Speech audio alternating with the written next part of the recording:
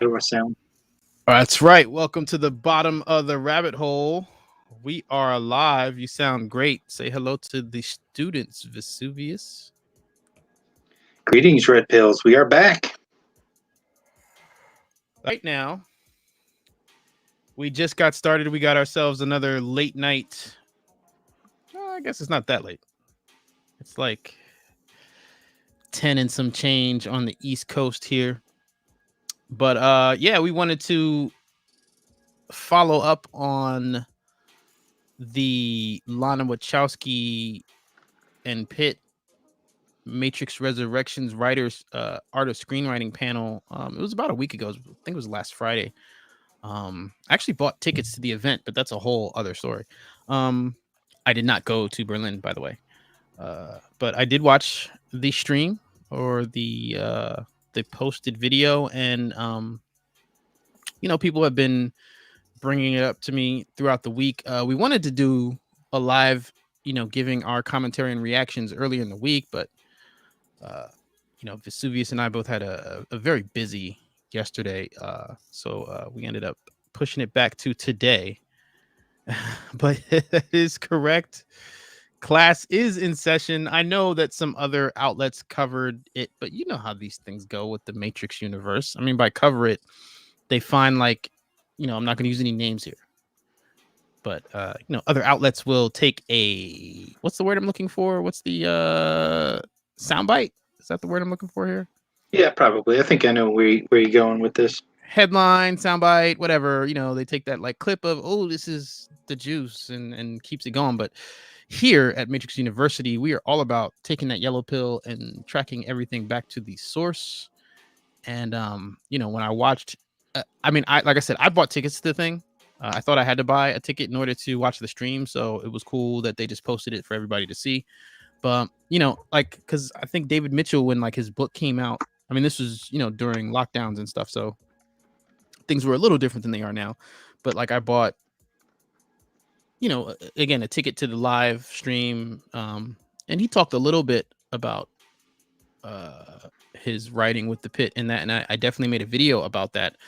Um, this was several months ago, but that's why I thought that I had to buy a ticket to view the stream for this. Different scenarios, different situations. I know many of you have already seen this interview or panel or whatever you want to call it from last week, because a lot of people have mentioned it to me and sent me messages and things of that nature. And I love that people do that. I want you guys, I encourage you to do that. I love having open dialogue about Matrix stuff, and sometimes you guys catch stuff that I didn't see, and that's part of the mission of Matrix University, is to crowdsource this information and share it with each other and educate each other and make everyone here the most intelligent and knowledgeable Matrix fans in the entire universe. I think we can do that together as a team. May the source be with all of you. Yeah, we're gonna get to that. I'm not even gonna highlight that because I do want to talk about that. But yeah, we're gonna get into this. I think right because it's kind of long. So let's just go ahead and get started. And basically, Vesuvius and I are just gonna go ahead and share our thoughts with what we heard. Right, because you got a chance to listen to the whole thing yourself, right, Vesuvius? I did. I listened to it twice Oh wow! in Look, preparation. you've heard it more than me. Look at that. Well, I wish I would have watched it because I'm not familiar with everybody on the panel. I can pick out Lana's voice, but the others I had to rewind a little bit just to make sure I was getting the correct context. But I wish I watched it just so I could differentiate the source of the voice that I was listening to. However, there are a couple of things I thought were very interesting. So when they come up, I'll dive in. Yeah, and I'm just gonna pause as we go. So if you hear something you want to comment on, don't feel rude. Just go ahead, jump on in, and we'll stop it and let you go on and go from there. Um, right. So yeah, let's just go ahead and get onto this and start playing here and providing our commentary and reactions. I don't know who's hosting. I didn't catch his name. I skipped past the introductions for the sake of this live stream, and I have the window, tiny and music playing, and hopefully they won't ding me here. Of course, I will link the full video of the stream in the description here. Yeah, I'm gonna have to do that after playback. So if anybody's curious or wants to watch the full thing without our commentary, the link will be in the description after the live. I'll go ahead and update that. But yeah, let's get into it. Am I sharing the screen? I am not. So you guys can see what I see here. Here we go. Get that next to our AMC stock gorilla there. In fact, let's let him watch it too. Let's put it over here so you can see what's going on there. All right, let's go. Because it's a festival. But first of all, I would really like to know, let's start with Lana. Matrix, almost 20 years ago, 17 years ago, when this trilogy was, in my eyes, concluded. It was really a masterpiece. It was concluded. Okay, now this is just the host talking, but I'm just going to say here, while I know many people share that sentiment, I just want to note, as many of you know, that it was left open-ended and that the Oracle did say that she believed that the one would return someday. Just put that out there. Now you are returning with these amazing talents to this myth, to the universe of Matrix. Why?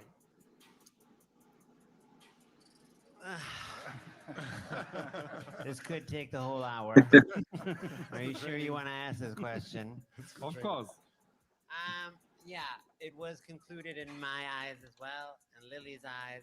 We wrote it as a very elegant structure, which was dialectical in nature, and it was resonant with ideas of birth, life, death, and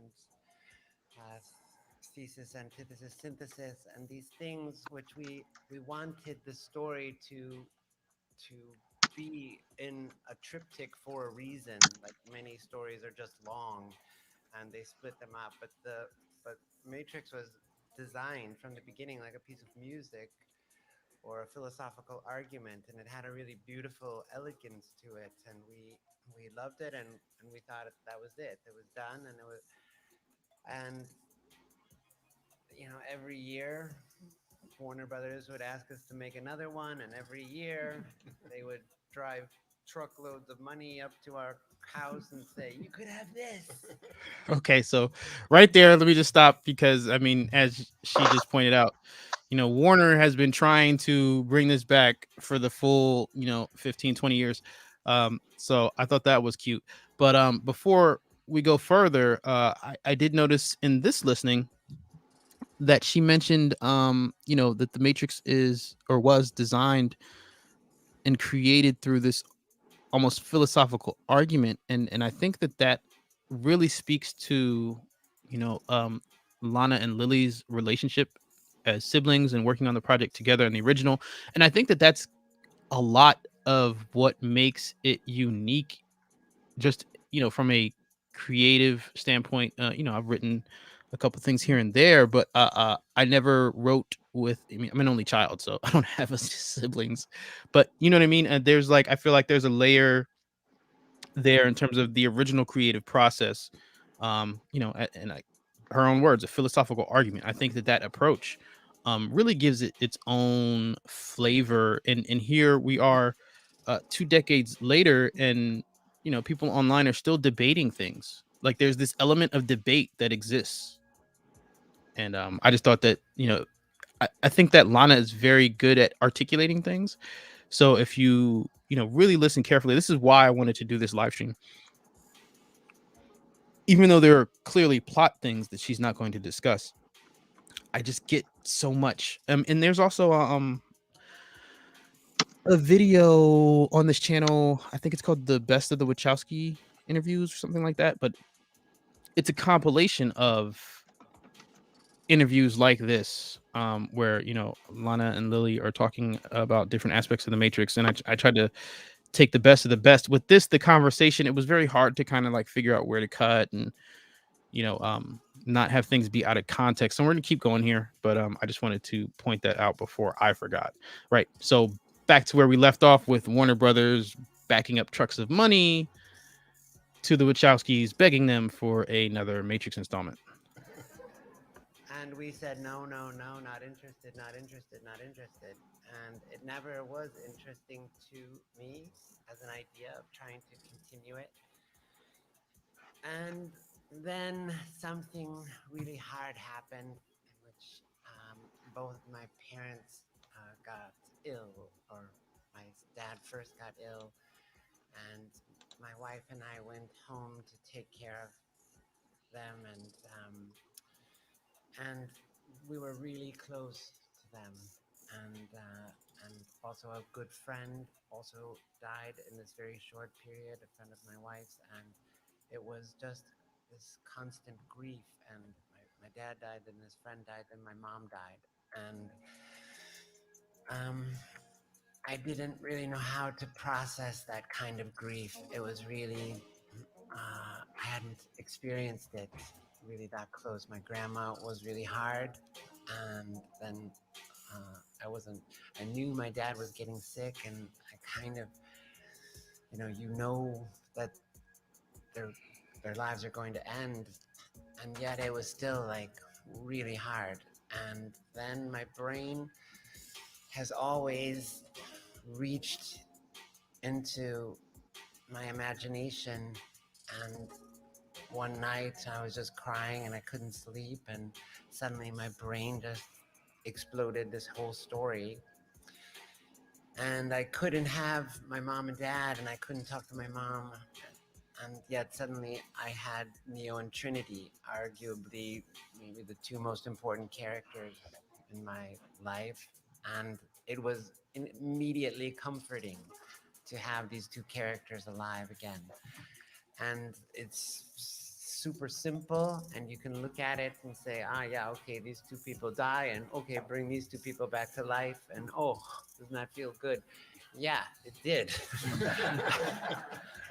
So right there, did you have something you want to add real quick, Vesuvius? No, I was just reacting to her statement. Like, yeah, it's simple, and yes, it's therapeutic. Yeah, so this I think is probably like the biggest comment I got all week in terms of people reaching out to me about this interview or panel or whatever you want to call it, and just about this inspiration for the project in terms of dealing with the grief of losing her parents. And this was also like one of the headlines, right? One of the sound bites. Now for me, because on this channel there's a Wolverine connection video. It has like a Wolverine 3D image thumbnail. Shout out to Comical Realm on that image, by the way.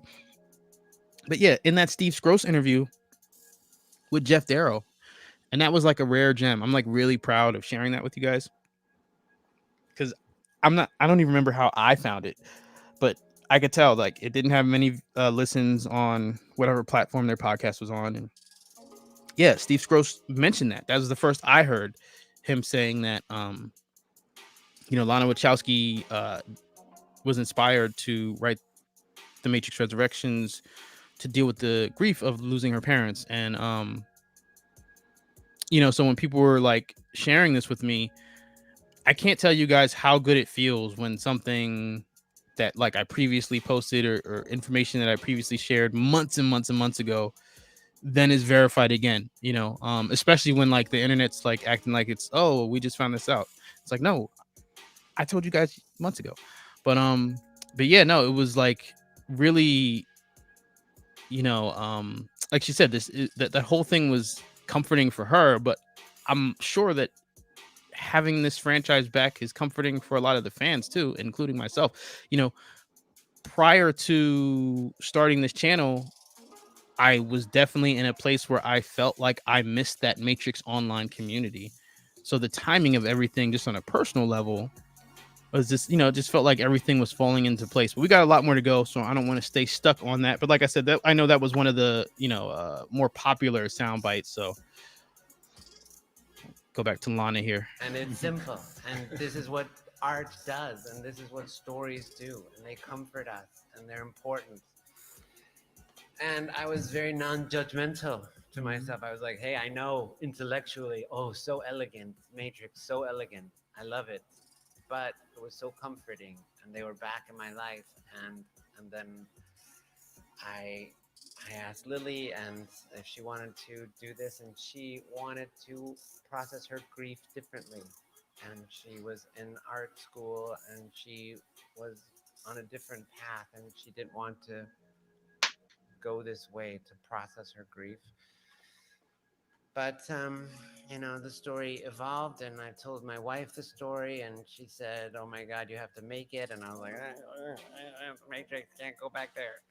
And then I asked my friends, and my friends were really the sort of decision-making process that helped me say, "Okay, yeah, let's do this." And these people are really the reason we went back and did it again.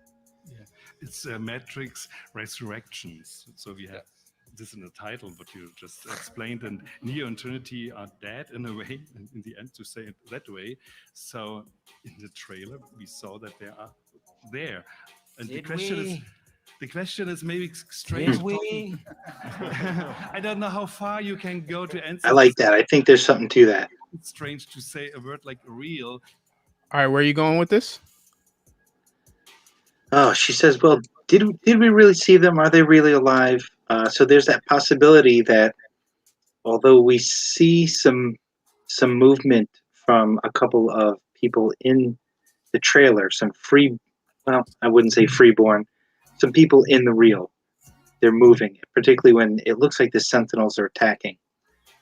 It looks like they're alive, but that could be a flashback. That could be, okay, so we're going to pick up where Revolution's left off. There's, as you coined it, the garbage truck takes Neo's body away.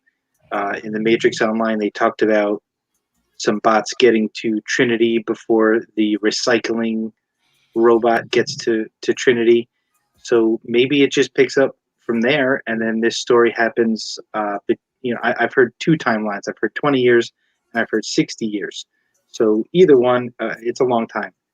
So maybe what we saw there in the real world, and I think is Neo and Trinity, is them, but it just happened right after Revolutions, and then time goes by, and then the Revolution story picks up, and we see Neo and Trinity, but maybe it's not their residual self-image coming from their bodies in the pods.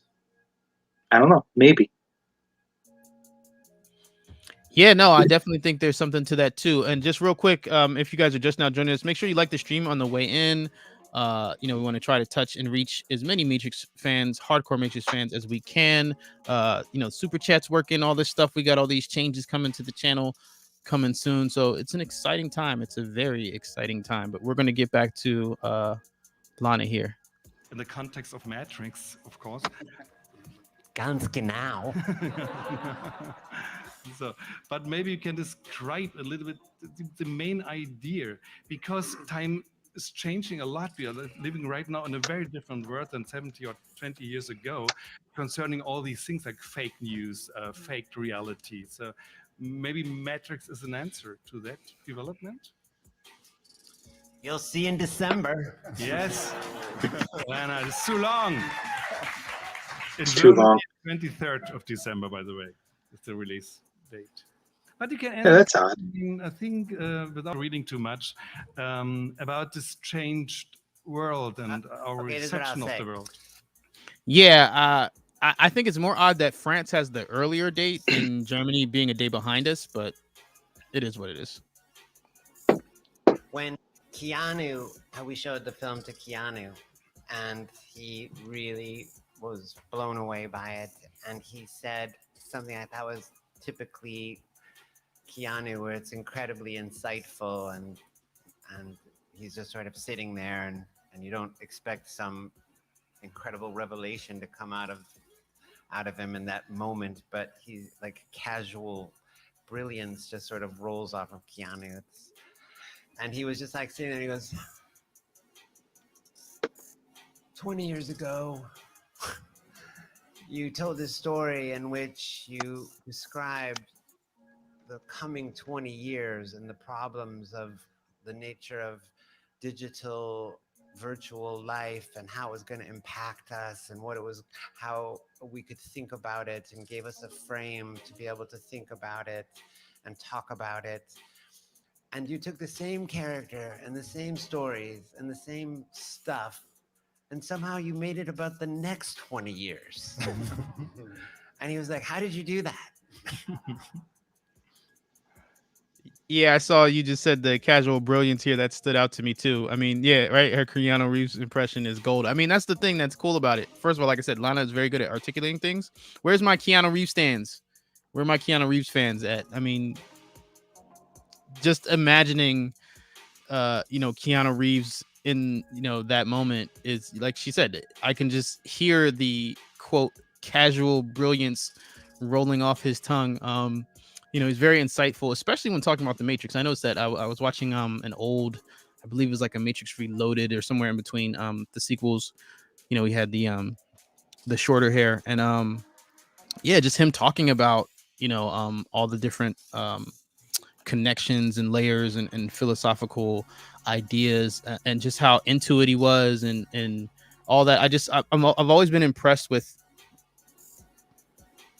how deeply connected the cast and crew are to this project. And I saw a comment, I'm not gonna be able to find it now, but I mean, film is the ultimate collaboration. I mean, yeah, you have a lot of people working on a film. It's not just one or two people. You're getting ideas from, in some cases, hundreds of people. And just to see and hear the reactions of the people who worked on these projects, it's always very, I guess, refreshing, to you get this kind of, I guess, outside image of how a movie is made, and I'm sure that there's plenty of that in this Warner Brothers franchise, but there's also plenty of casual brilliance. Yeah. Okay. We have Carrie Ann Moss. We have Keanu Reeves. You just mentioned him. We have, I'm never quite sure how to pronounce it, Yahya Abdul Mateen II. It's right? Did you realize? So he is maybe the younger version of Lawrence Fishburne. So we have the ensemble, the main ensemble of the characters that we love and that we like, but we have them in a new context. You said a little bit about it. Maybe you can ask the authors. Maybe they are more open. I know you will all go to prison if we do. We are easy to break. Yeah. So, but the first question is, of course, more. How was it for you to? This is why you separated us, right? Yeah. Yeah. How was it for you to? Hey, I like how. I mean, she's joking about it, and I like how the host is trying to be bold and go for the kind of spoilery questions, but I love like Lana's confidence in whatever that Warner Brothers non-disclosure agreement is. Like nobody's talking, dude. To get in contact with this world that is a world that is already made. It's there. We all discuss all the structures, all the rules, and they're very important. Like, is it possible to create a real child in this world? Things like that. People in the whole world discuss it. So how was it for you to learn these rules, to play with the structures as creative writers? Firstly, I would like to say that every narrative needs an infinity filter. Otherwise, it's about everything. You need limits, you need walls, you need to think, well, I can be here, I can't be here. I can be here, I can't go there. Whatever you write, if you're writing a narrative from scratch, sooner or later, you'll need an infinity filter. Okay, before he goes on about this, I wanted to stop so that I don't forget. But the first thing that popped in my head with the infinity filter is, right, that's the reason why no time travel in the Matrix, in terms of the way people were, projecting, justifying a young Morpheus and all this stuff. Like, that's not how this is set up. That's just the way I interpret what he's saying right here. I don't know if you had any thoughts on that, V, but I know the first time I heard it, I'm like, yep, I totally agree with that. Yeah, I think I'm forgetting the details he gets into, but once he started talking infinity filter, I wasn't quite sure. But yeah, it's basically just they're going to set some rules of where the story can live, and they're really not going to go outside those boundaries. And that's good because your story has a beginning, a middle, and an end. And us fans might want more, but sometimes it's not the best thing for the story. Yeah, no, I think the word they use, boundaries, is what jumped out at me. I think that's ultimately what he's talking about. I mean, and I've heard people say this about, I guess, Reloaded and Revolutions with Neo, which I don't agree with. But I've heard many people say, oh, well, there's no stakes because Neo is invincible. And I'm like, well, no, he's not invincible. In fact, up until we heard about the Matrix 4, most of us thought he died. So, yeah, I agree with his sentiment, but like you said, he's going to go into more details. So I'll let it play for anybody who hasn't heard it yet to just kind of follow along here. Entering this magical, sublime, iconic world of the Matrix, I viewed all of the terms upon which that world is already made as this project's infinity filter. That's the first thing I'd like to say. Over to my learned colleague. Well, I had absorbed the Matrix when it came out before I knew Lana and Lily and any of these good people, because I had seen Bound, the first film, which I loved very much. So when the Matrix... Yes, I loved it too. I saw it before the Matrix. When I saw the Matrix, I did not know the Wachowskis had done that film. Just like I didn't know that they did Assassins for a while. But I definitely recommend Bound to anyone who hasn't seen it already. I love the Bill Pope factor. I love how like the look of the cinematography. I mean, they use the same cinematographer as the point, but I love how the look kind of carried over to like the hotel, like the what's the, is that the Heart of the City Hotel? Yes. Yeah, that very much reminded me of the look of Corky's apartment in Bound and everything. So the whole wet wall thing.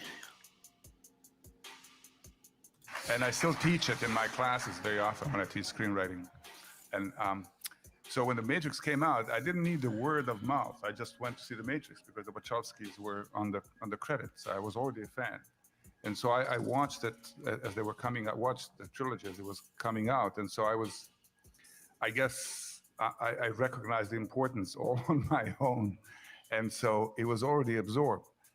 And so it was not hard to get into that, particularly since David and I, we worked on Sense8, and we had a similar situation in which the characters were already set, their storylines were set, the world was already built.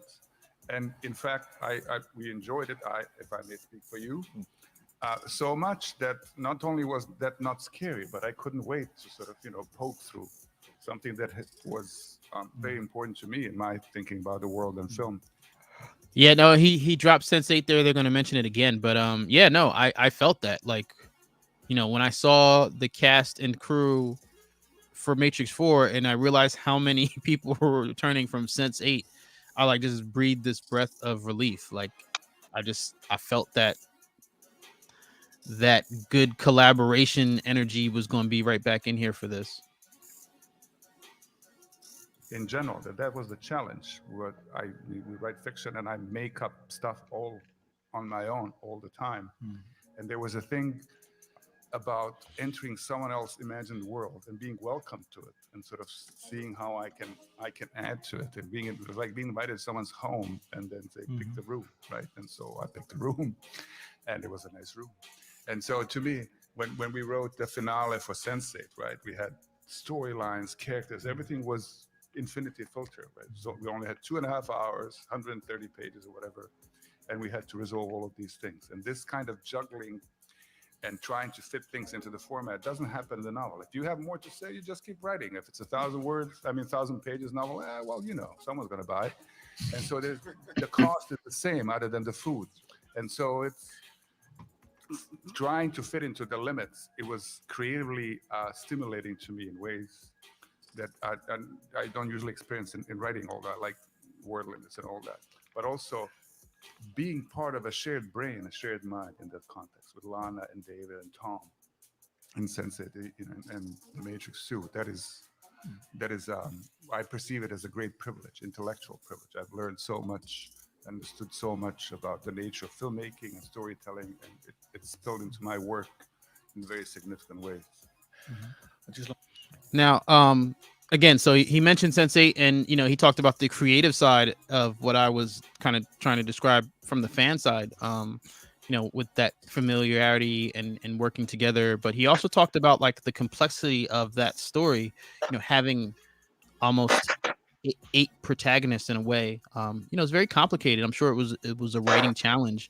With me with the short film that we're working on right now, Beyond the Glitch. It's almost weird to say it because I've been like not, I've been trying to not talk about it, but you guys hit that 4K sub, so we did share the title reveal in the last live stream, and I was working on it, and so okay, like he used that analogy about being invited to the house and picking your guest room. So obviously I wasn't invited to the party by Lana Wachowski or anything, but just being able to play in that world that they created. It did feel somehow like a privilege, or like, I guess if he was invited inside, then I like snuck into the pool house, right? But it's just juggling the different storylines. In this case, for them, the Matrix 4, the whole Yaya Morpheus thing, and there's always going to be everybody talked about the love story, so we know Keanu and Carrie Ann are at the front of things, but we know that there's going to be the whole Bugs storyline and what's going on with Jonathan Groff, and just kind of layering all those things together. I'm very, very confident that they found a fun and creative way to do that after their Sense8 experience, because Sense8 had to be harder in that regard than what they're doing here. I'm really excited to see what these guys are talking about manifest on the big screen. I'd like to add that when I was a kid, I used to have a daydream about discovering a brand new color that nobody had ever discovered. And if only I could find the right combination of orange, a little bit of green, a bit of purple, some silver glitter, then I used to dream that I would be the one who would give to humanity a new color. Of course, when you do that, you always get the same color, which is the color of effluence.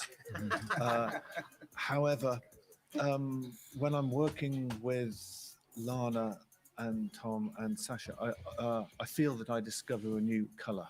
So whatever we were working on, whether it's on Matrix or anything else, I want to be a part of it, because I feel that I've become a better writer than I normally am.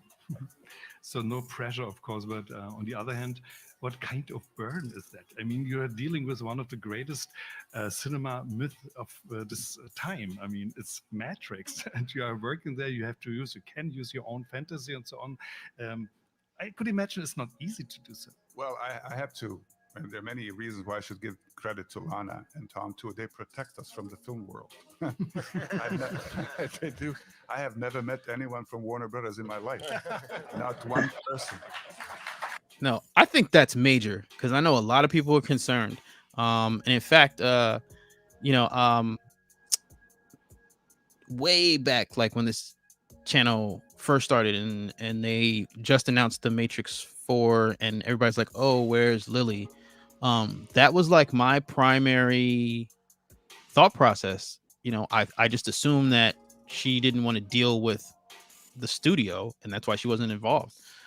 So for him to say he's never met anybody from the studio is huge, especially when you're talking about like pure creative space and writing, and not having somebody look over your shoulder, or like feeling that awkward, almost peer pressure like kind of stuff. I think that's really going to be a big difference. And don't get me wrong, I still love Reloaded and Revolutions, but listening to the Bill Pope interview, I believe I know I at least talked about it in a video on this channel. One of the things he said was the biggest hurdles or biggest problems or biggest issues with the production of the sequels Reloaded and Revolutions was the studio involvement. So, you know, and I don't know how much studio involvement, you know, happened in San Francisco or in Berlin. But to hear him say that they weren't in the writing room at least is a relief. That's just how I feel about it. I do not know what they look like. They could be here right now. You could all be from Warner Brothers, but I wouldn't know it. You're the plans. And so to me, and the business aspect of it, the difficulty of it, we get it vicariously from Lana's stress. We absorb it, right? But we work with Lana and our friends, and it's, you know, it's playing in the sandpit with friends you like, and we go home. And it is really, really extremely privileged and rare situation. People think that I'm in the business of screenwriting. I can give them advice how to pitch stories to executives. I've never met an executive in my life. How was it for you? Pretty much the same, really. I don't feel pressure. I don't feel stress. I know the legacy of the Matrix is there. This must be respected. Of course, we respect it. One of the co-creators of this world is here, Lana. So even if we had an awful idea, it wouldn't harm the legacy because it won't reach the finished product. So 1978, Space Invaders, you know, that little thing where you move left and right, and there's a house. There's about 3 houses. The houses are Lana and Tom, and me and Sasha can move along the bottom. If you're younger than 40, this metaphor is just a waste of time. Sorry, but there was a little thing, and you used to woo and but you had a little house you could hide under. We hide under the house. So good luck translating that, sign interpreter. Good luck. So, Tom, you already, as I said, already worked with the sisters. You already worked with David. So what does it mean to you to write music for this very special universe, to get into the mood of Matrix? Well, so, I mean, as Lana depicted, I was part of this process when the idea came to birth, at least in terms of like having a lot of phone calls, and it was an intense time in general because of the grief, and it was complicated times, and we spoke a lot with each other, and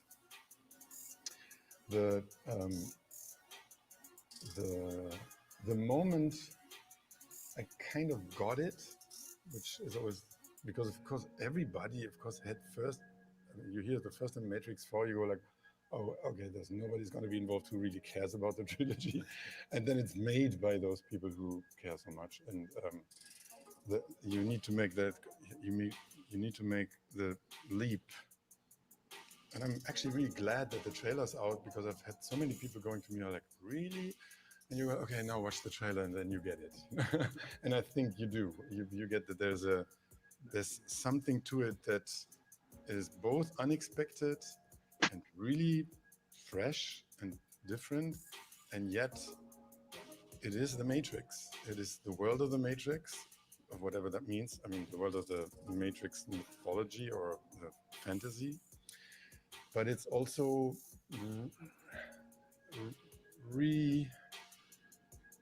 not reconsidered, but rethought in a way. And as I think as exciting that is to try to kind of, you know, stay there, but then go elsewhere with it. I then also realized, because we know each other since the first films, we met actually when. He's a part of the original Matrix movie. Yeah, there's some music in Revolutions that me and my colleagues made. So we actually met through music, and the thing about the films then was when we got to know each other, and you always feel films that really have a strong impact on people and on individuals and on even on societies and on mindsets. I mean, there might be exceptions, but usually it is because they have this unique thing that comes also artistically really from inside. You know, there's something intellectually strong there, but there's also something extremely personal in there. And those two elements are super vividly alive in there. I didn't exactly know then how much of that was true to the trilogy until we met and got to know each other better. And then, yeah, I learned a lot about you and about, transformations, separate worlds, separate identities, and it all, my goodness, fell into place and made so much sense. And then you go, okay, but I've really learned that I think we've changed also as artists over the course of 2 decades. How will that reflect? And that's the interesting thing for me. I think it's an artistically really different beast, and I think it has really different energies, and it's asking for different perspectives. And that was the only possibility for me to say, oh, then I can join. I can join because there's the door is open for something new and different. It's not just this kind of perfect context that needs another edition. It's kind of at least a new moon or a new sun in the system. Speaking of moons, I gotta shout out the comment here. He's talking about Pound to the Moon. For those of you who don't know, that's the AMC stock movement. And yeah, we are going all the way to the moon. But yeah, Tom Tickfer, the guy who's talking here, I think it's really cool that they, met through music. Like you said, I believe, I'm not sure if it was a band, right? I know they had a song on the Revolution soundtrack. That's what he's referencing, right? But yeah, when I hear artists or creators describe a project in this way, I mean, you don't put that much passion into something unless you really, really are connected to it and care about it. And I get it. People might care about a project and it might not do well, but I can't. It's hard for me to perceive Resurrections not being something that hits with me. Just hearing these guys talk about putting it together and what they put into it, on a personal level and a friendship level. I mean, these guys have been collaborating, like you said, for 2 decades. And when you're, in that space where you've worked with somebody for that long, and you almost either finish each other's sentences or share thoughts, it's a great space to be in. Like when we were shooting for Beyond the Glitch, like I felt lucky to be part of that crew because they had all worked together before. So, I could feel that energy of just, like I said, that, being on the same wavelength with your artistic collaborators. And it's just always a fun time. I'm telling you, man, the best art comes out of that. And I can hear him talking about that energy. I can hear it, in his voice when he's talking. So the challenge for the music then was, I think, similar to the writing. And I've had kind of similar guidance because Lana's super involved also in the conception and development of the music, where we do both, try and stay truthful to some of the legacies of and the imprints that it left, but also then really emancipate from it and go elsewhere and go into different musical realms. And so we set off to do this in the methodology that I introduced Lana to, that I've been working with all my life, that we don't produce music after the film has been shot and edited, but we do it actually before. So we compose music based actually on the first draft of the script, and then we really record it with big orchestra. We have loads of music that is still imagined, related to the imagined movie, not to the actual movie. And that gets together then in editorial and is married then. That was a total revelation when I discovered, when Tom showed me how he did music on Cloud Atlas, and it's now so obvious. I can't believe that the rest of the movie industry doesn't work this way, because when you put music after, then you end up in a difficult situation where you have to use other people's music, and then you get stuck in these strange repeating hall of mirrors ruts, and it's kind of inescapable that then it's based on something else. And what he does is he creates a new language, just like the script for the movie, and the language is in music, and then you cut your movie to this new language, and it's just it's transformation. Yeah, no, what she's talking about is a real thing, and it's crazy for me just because, like I said, I'm working on this Beyond the Glitch, and um, I saw a comment here. What's it say? It says, I heard Resurrections isn't going to have the same composer as the other three films. The other three films composer was Don Davis. He said, I hope the soundtrack going to be just as great. So the guy who's been talking, like right before Lana, that's Tom Tickfer. He did the music for Cloud Atlas, and he's doing the music here. I think he co-directed Cloud Atlas with the Wachowskis, but because of some Hollywood crediting thing, he's not listed as a co-director or something like that. But either way, he did the music here. He did the music for Cloud Atlas, and like I said, he had done music for a song for Revolutions. But that's what I was gonna say. What Lana's talking about, the reason why the industry doesn't do this way, why what they're talking about isn't the standard, is because he's coming at it from a perspective of someone who makes music and makes movies.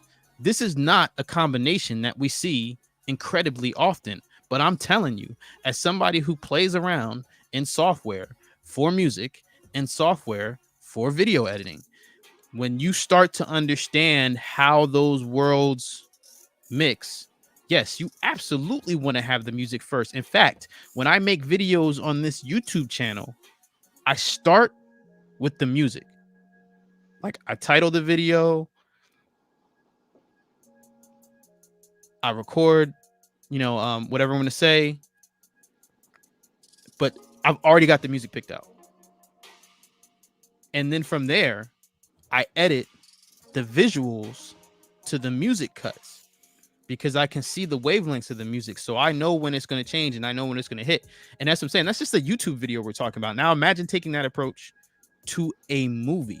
See, instead of that, and that's what they're talking about here, instead of doing it the opposite way, which is pretty much the standard, which is what everybody does right now, you're adding music on top of things. But what happens is, like she said, you end up having to compromise sound ideas or sound design to fit what you're already looking at visually. And it's just so much, there's so much more you can do when you have the music already and you're laying the visuals to the music. I know if you've never edited a video, this might be like, what is this guy talking about? But she's dead on. She's right. I mean, unfortunately, because of the way that we had to shoot Beyond the Glitch, I didn't have the music first in this case. I mean, I had ideas. There are more sound design ideas that I have, so I'm not like completely dead in the water. But yeah, it's gonna be, that part of it's gonna be a challenge because I would love to do it the way that he's describing that they did Matrix Resurrections. So now imagine Matrix Resurrections doing this with the stuff that Jessica Henwick and Neil Patrick Harris talked about in terms of practical shooting and fluid shooting of these action sequences. And then on top of that, that the sound designer has already imagined and already composed the music for this, and that they're going to lay those action sequences to that imagination. I just think, man, I'm just really excited because it's going to be different. And stuff like that makes it different for the casual audience member. It's going to be subconscious. They're not even going to know why it's different. But that's why I love tracking things back to the source and listening to the people who made it tell you why it's different, because now you know. Yeah.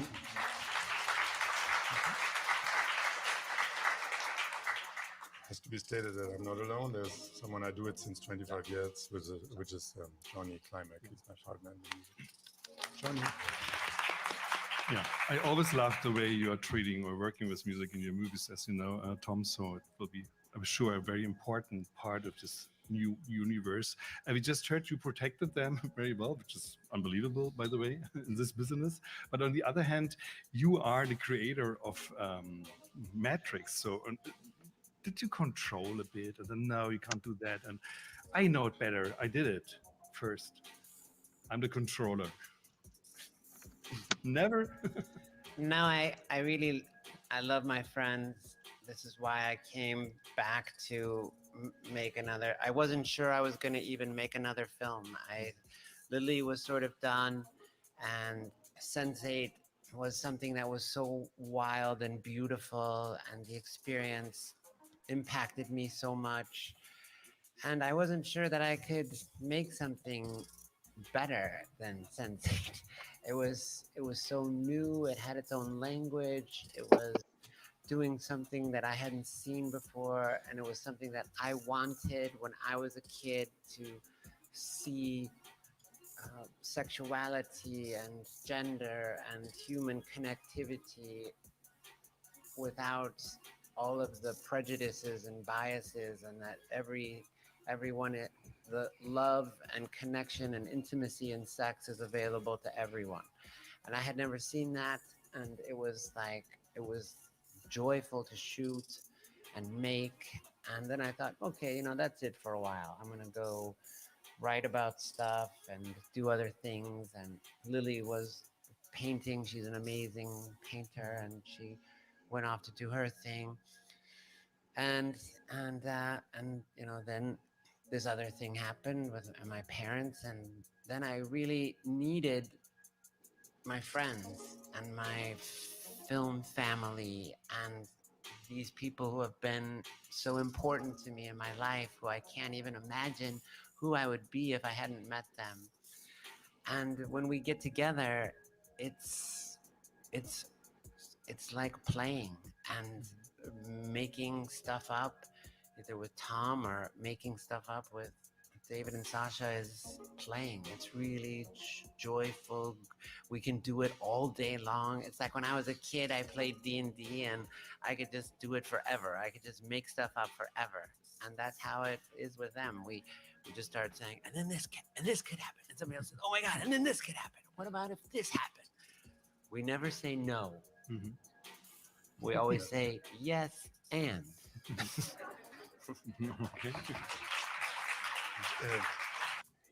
Yeah, that's like a rule of improv. Right, or any type of like imaginative space. So she was talking about playing D&D. My thing when I was like a little kid was like to play with action figures, GI Joe, whatever. Joe. I had Batman, I had the X-Men, like all that, right?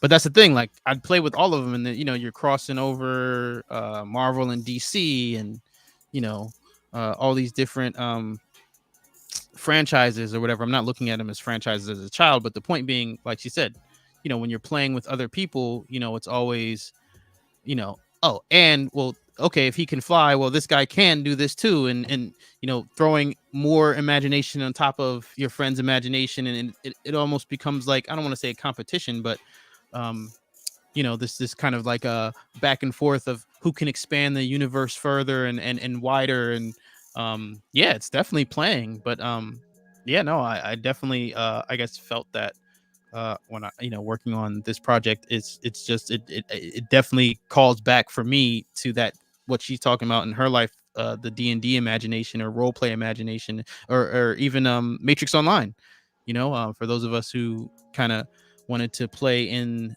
that universe and play with the Matrix story. For me, that was more fun than the missions. Oh, absolutely. The missions got grueling. Oh man.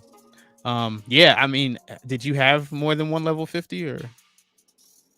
Yeah, I did have a couple. One of them, I made sure to level without doing any missions. But that imaginative play that she's referring to, it's something that kind of resonates. Just being a kid and playing outside with friends, and it was always, like we never said like, oh no, you can't do that. It's like always, yeah, and then this. So yeah, it's fun. That description definitely resonates. And it's almost comforting to know that you could grow up and get a job and do the same damn thing. Right.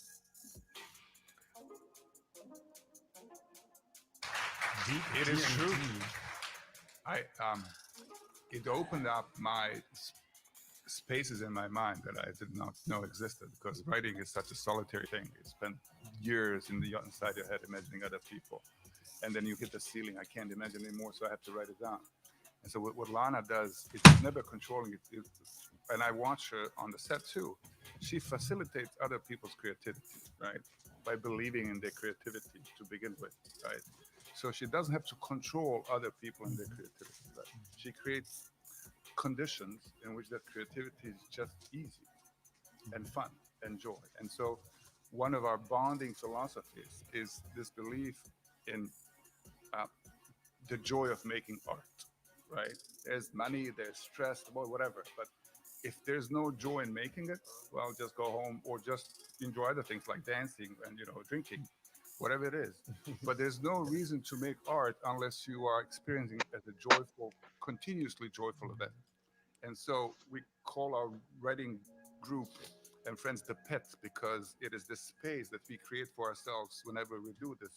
And it's a space marked with joy, right? I would do anything in the pet. I don't care what the project is, what the chance of success is. I don't care about Warner Brothers. I'll do anything. If we decide to make commercials, I'll make commercials, no problem. And I also want to say this. One of the reasons for me it was easy to sign on to the Matrix is I knew Lana's and Lily's parents very well. We lived in Chicago, my family and I, and because the space of joy, this larger pet, means that friends and family constantly mingle together. There's no separation between the film business and life. I mean, for us. So I love them dearly. I mean, I cannot mourn them like Lana and Lily and their sisters, but I mourn them. I remember them and I love them. And so to me, that emotional investment was not a strange thing, something that I have to process and understand. I knew how much she loved them, and I loved them too. And so to me, that transference was not a complication, but in fact, an impetus to join. So yeah, I like here that he explained kind of how they came up with the name The Pit, right? Yeah. We had heard about it in that David Mitchell interview, but I don't think he really talked about how they came up with the name. I also like how they describe the work environment, and it sounds like a big contrast off of the Reloaded and Revolutions shoot, where they had to continually go over the same scenes over and over and over, and it seemed like that was a very exhausting process. Yeah, no, and he talked about creating a space, and I feel like that kind of time that you're talking about when they shot Revolutions and Reloaded back to back, and I just feel like it sounds as if Lana has matured a lot as a filmmaker, between those two projects. And when Hemon's talking about the space that the pit creates, and I think that's one of the things that's always been kind of amazing about the Matrix franchise, is just kind of the space that it has created for the fans. And there was that internet explosion, of websites, and I missed that wave, when the first movie came out. But there was certainly community, and you had right, I did the video on Matrixism, right? You had the religion there for a little weird stint. Oh yes. Right. So I stepped in. I would say Matrix Online was when I would consider myself part of the greater Matrix community.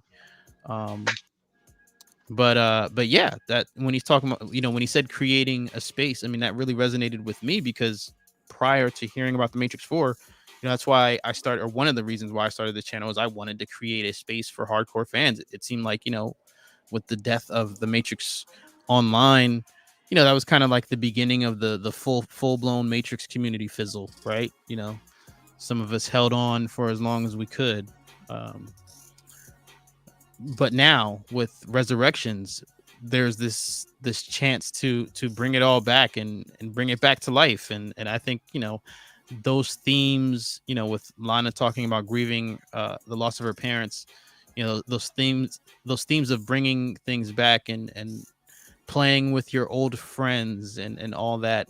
I think that energy is really going to be captured on screen with this. I'm just very excited for that part of it, because that's a lot of what motivated me to start this channel, is this like kind of social experiment, right?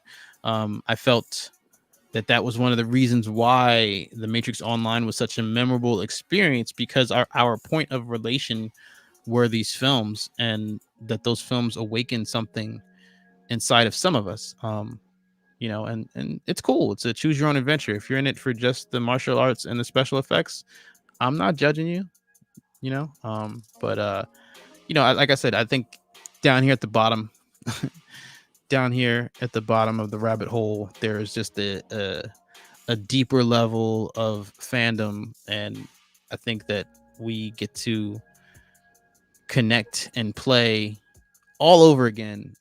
Here we are 15 or so years. Oh, I guess no, Mitchell Online shut down in 09, so 12 years for 09. us. Yeah, so 12 years for us. And it's been a tough 12 years because we've had to watch all of the websites go offline. And, Right, one by one. One by one, yeah. You go to log on or run a search to see, and it's like, no, 404, or purchase this web space. There's very little that's online. So I was able to capture some of those websites, and I'm glad I did at the time, because just to look at them, it kind of brings you back to the time where we used to just play online. All right, we're gonna jump back on into this panel here. Hold on. Here we go. That's beautiful.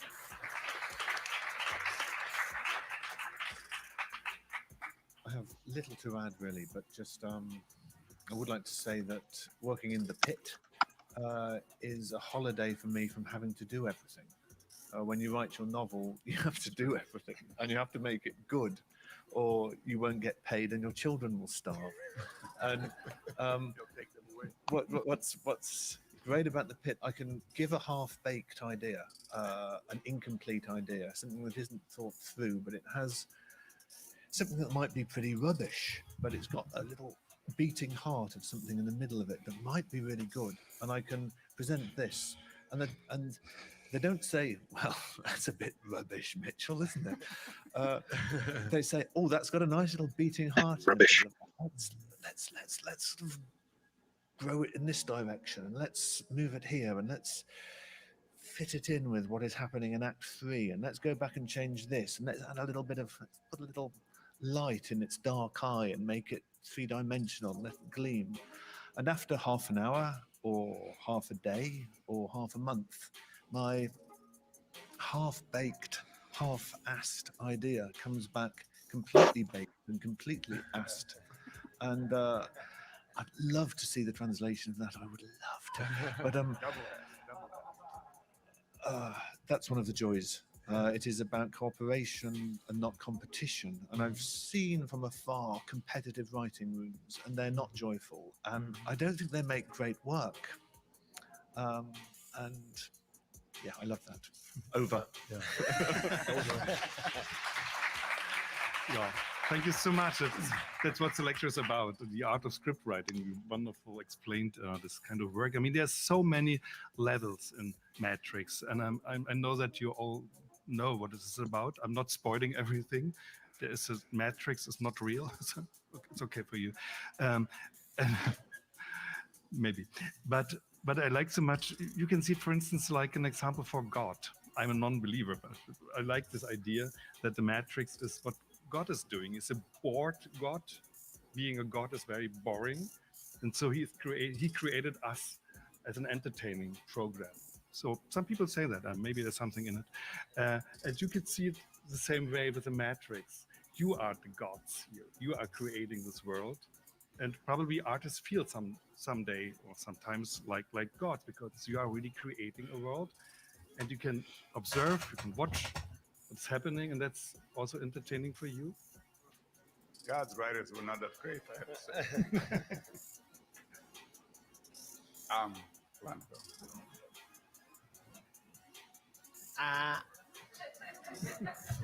This is my board god. Yeah, I think less about my relationship to like godlikeness than I prefer thinking about this flow of energy and when the something I discovered on, I mean, just to jump back to Cloud Atlas, which was a really incredible experience for everyone that was involved, and the making of the film really changed me as an artist. And a big thing, not just working with Tom, a big thing was also working with John Toll. And this DP, like, he came into my life, he's so sweet and was the perfect person for me at this moment in my life and in my career and my relationship to my art. When I was very young, I was afraid of the sun. I was afraid of natural light. I really loved control over light. I loved to model things and make things perfect and glints and gleams and this backlight and this side light and it could stay like that and you would have time for it. And the thing about the sun is that it's just moving and changing and every moment is different. And that was too terrifying to imagine making a film with. And so I wanted to draw storyboards, or I wanted to think of ideas or have ideas come into my mind and then draw a picture and then make that picture well lit in a studio. And this is how my early films were made.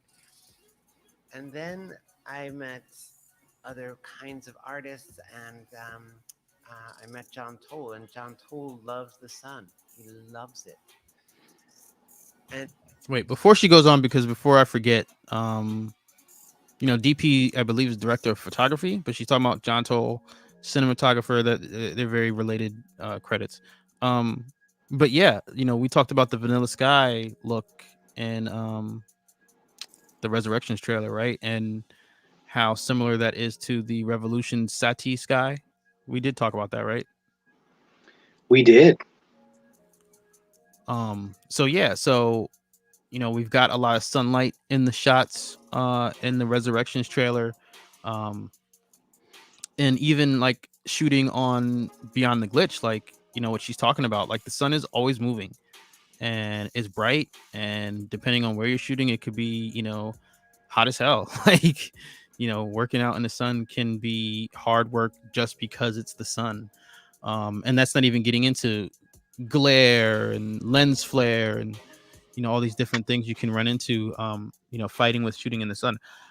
So it was funny because when I hear Lana talking about storyboarding and painting the picture and then recreating the picture inside of a studio, for the scene that I'm referencing in, I visualized a very sunny day, right? And when we got out there to shoot, it was like cloudy, but you know what I mean? It was still bright. Overcast. Overcast. That's the word I'm looking for. Thank you.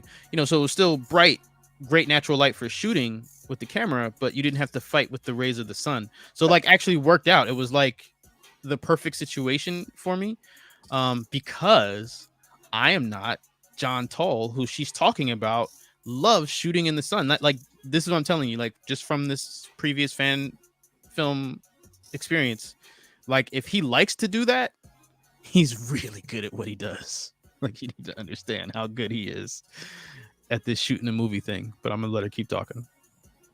we went out on Cloud Atlas and we were like, yeah, we need reality. We need reality in this story. This is what David wrote. We have to have this relationship to reality. Okay, yeah, we're gonna do it. Yeah. And we sort of tiptoed out into the world, and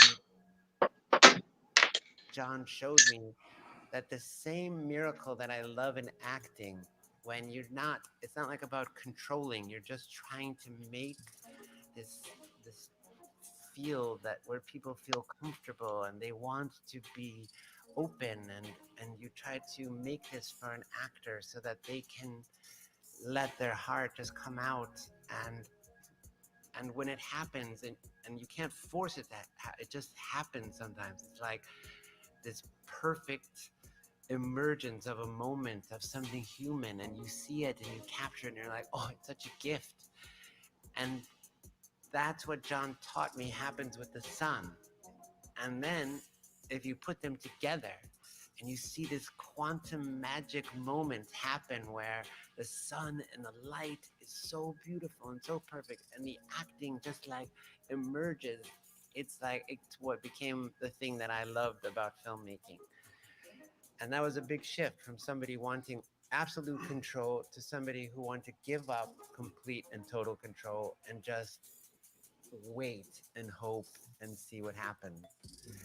And I think what Tom was saying earlier about the energy that's in the two movies can kind of be summed up in that way, that there's something, you know, very mathematical in the Matrix movies, and it's beautiful. It's so, and everybody loves how perfect. And Yeah, it was supposed to be. And there's something that is just miraculous and accidental and gorgeous that is not, you could never make it with like an X-Acto knife. It's like it had to be just in this quantum magical state. And that's kind of how I feel about my relationship to trying to control the story. That maybe when I was young, I wanted to control it a little bit more. But now that I'm older and maybe a wiser person, I let the story control me.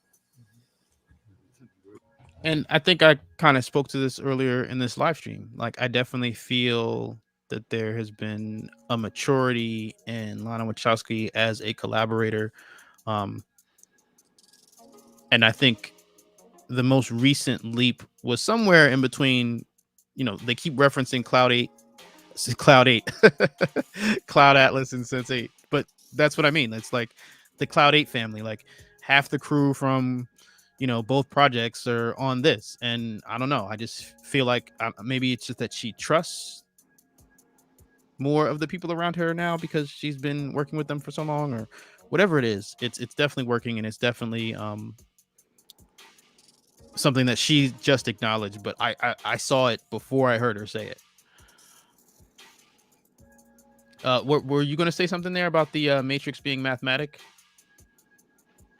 Yeah, it seemed like they created an entire world where they blocked out the sun just because they didn't like the unpredictability of the sun. It almost, but it fits. It works in that Right. in that universe because it had to be devoid of certain colors, so it had that artificial feel to it. So even though they enjoyed or they preferred that particular way to light their movie, it worked in the basis of the story. And also, well, and I just want go ahead. No, you go ahead. I just want to throw this out there. Like, there's all this mystery about Sati. I wonder if this is a way to highlight her.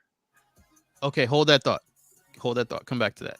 Because before you were talking about the being void of the sun, and I think that's one of the reasons why it's, other than the fact that they shared part of the set, but I think it's one of the reasons why it's constantly mentioned with Dark City, because that was like the whole plot, right? It's like no sun.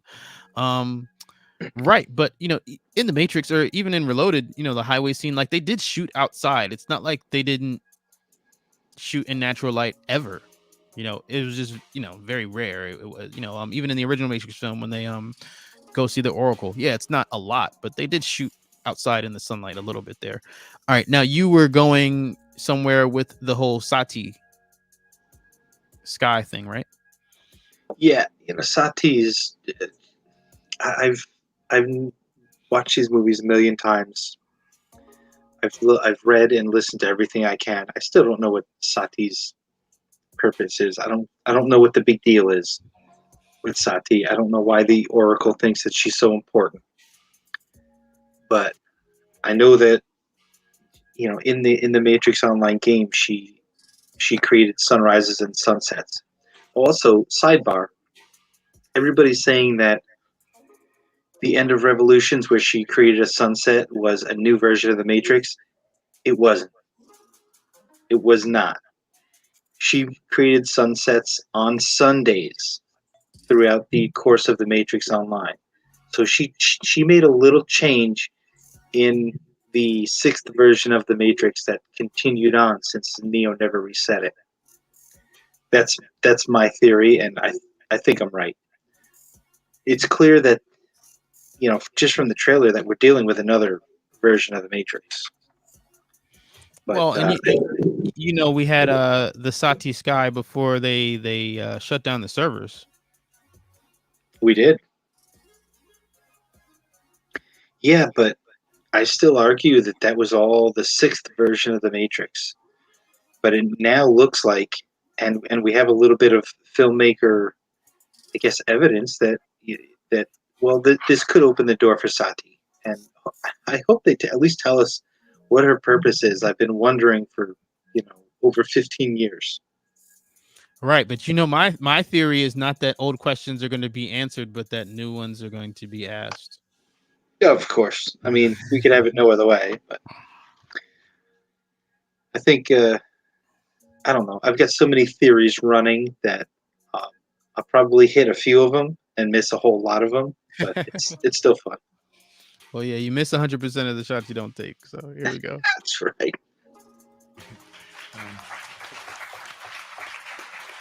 Tom, is it the same process for you writing music, that balance between fantasy and control? Yeah, it's a big subject. It's I think we've parallelly My discovered. doppelganger. Yeah, we have this feeling that we sometimes go. It's obviously I come from a different storytelling style background or so, but letting go of control and committing to the moment in filmmaking, you know, it's challenging because there's sometimes 400 people and 25 technicians and 3 guys holding a boom for 20 minutes and their arms start moving and you go, I can't cut this scene, it's still interesting or so, but of course it's absurd sometimes in a way to pretend, hey, we can just do whatever we want to do, because the moment you say cut, like this whole big construction falls apart for this breathing moment, and then you realize, how do you? I'm still struggling with this. Let's say not struggling. I'm also looking at people who are more liberated about it, and I go, I want to still learn to get there. It's something about the Pit, by the way. You know, it's the established band name. You know, I think it's already now. So the Pit today had to endure my sufferings because I had some weaker times recently, because I was ill and I was questioning a lot of stuff. And of course, artistically, you go into your editing room, you go like, oh my God, this is a total mess. Everything is horrible. And I came in with a lot of doubts and sort of broke our rule of coming in and saying no but instead of yes and to introduce my speech.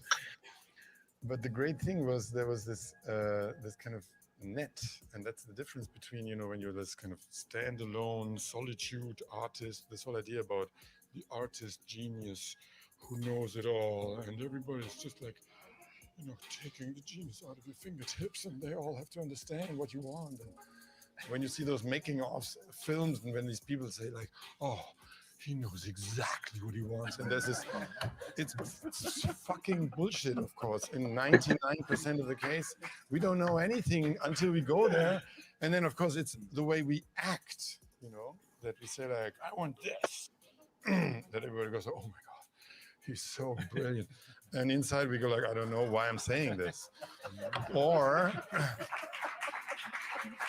so the process is this, and I'm the perfect, and luckily I'm a very sag mal treu English, loyal, but I mean the word with lovers, faithful. I'm a faithful person with my crew.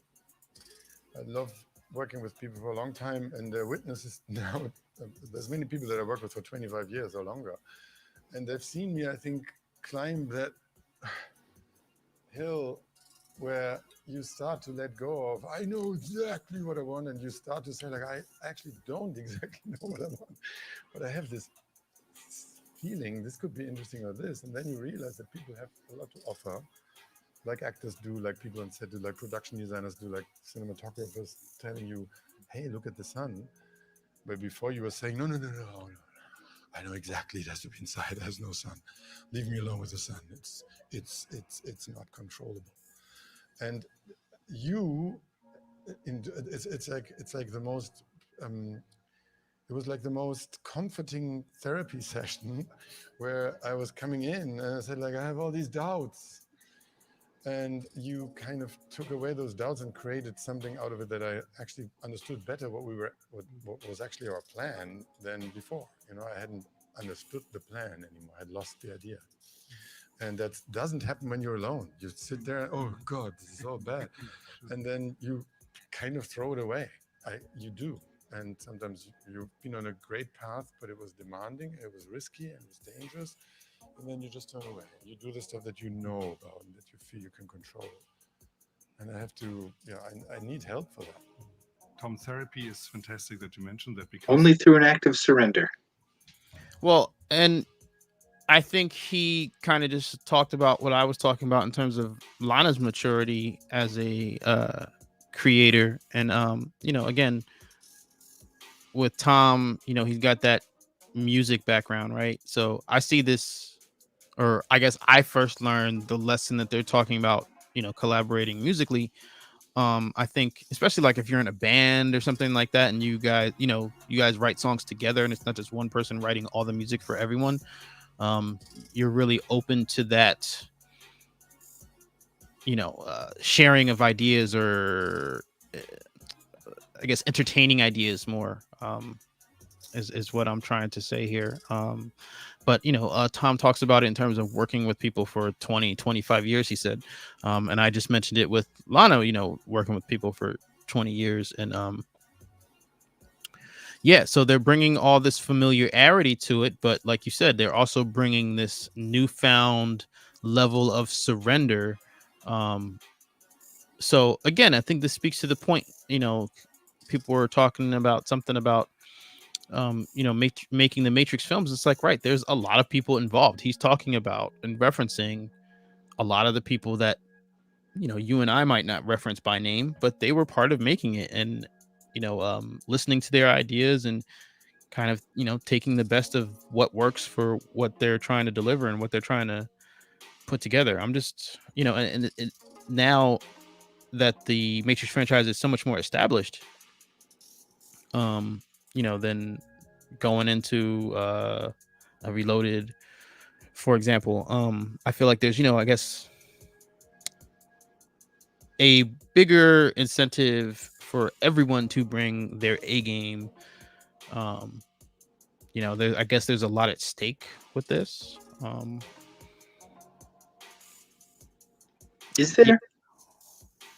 I think maybe not for Lana specifically, but I think for people who worked on it, absolutely. Like, this is one of those things that, as an actor or an extra or a graphic designer or, those type of credits, those type of titles. I mean, this can like really set your career. Oh yeah, as far as the resume building, yeah, sure, but yeah, I suppose you're right. I can stand corrected on that.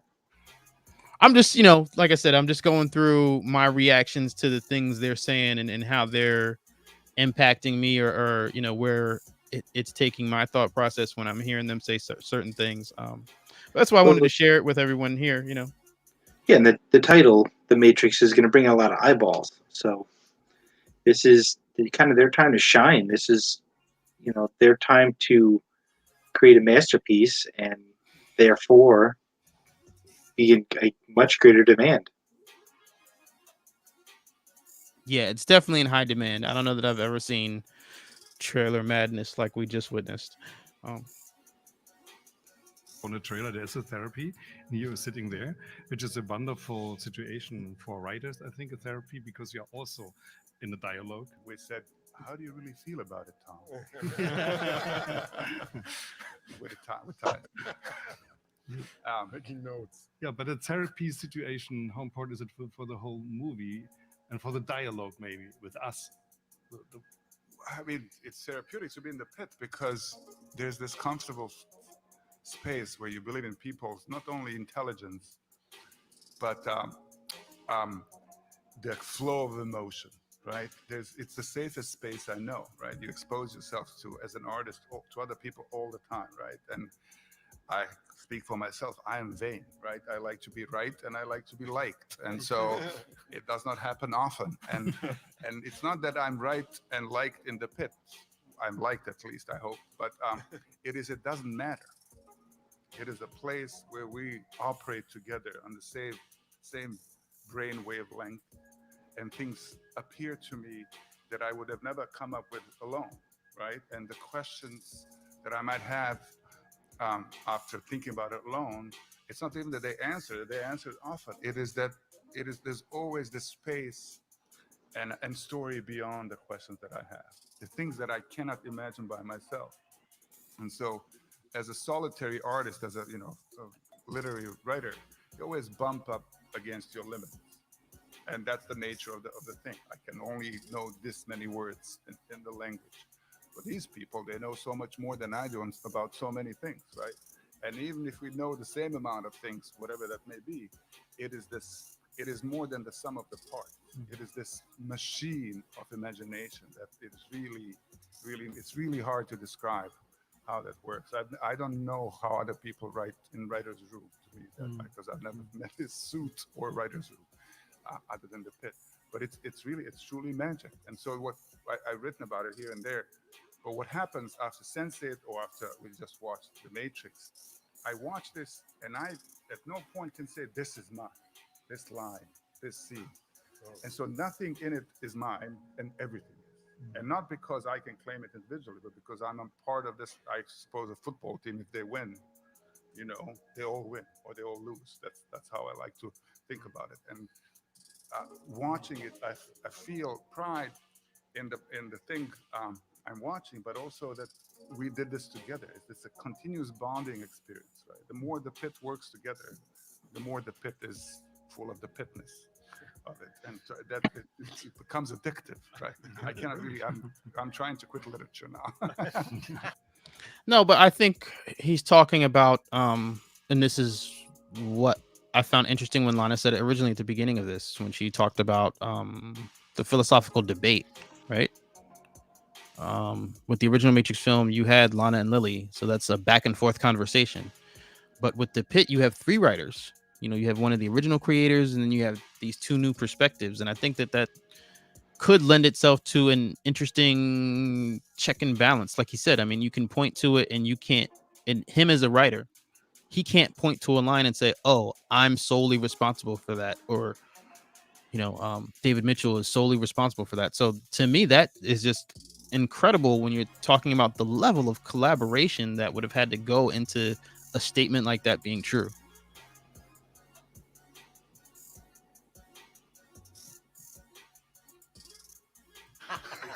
So, David, I just tried to speak a little bit about all these different layers in the Matrix and this, but I really like all the religious things, for instance, the God, maybe the creation myth.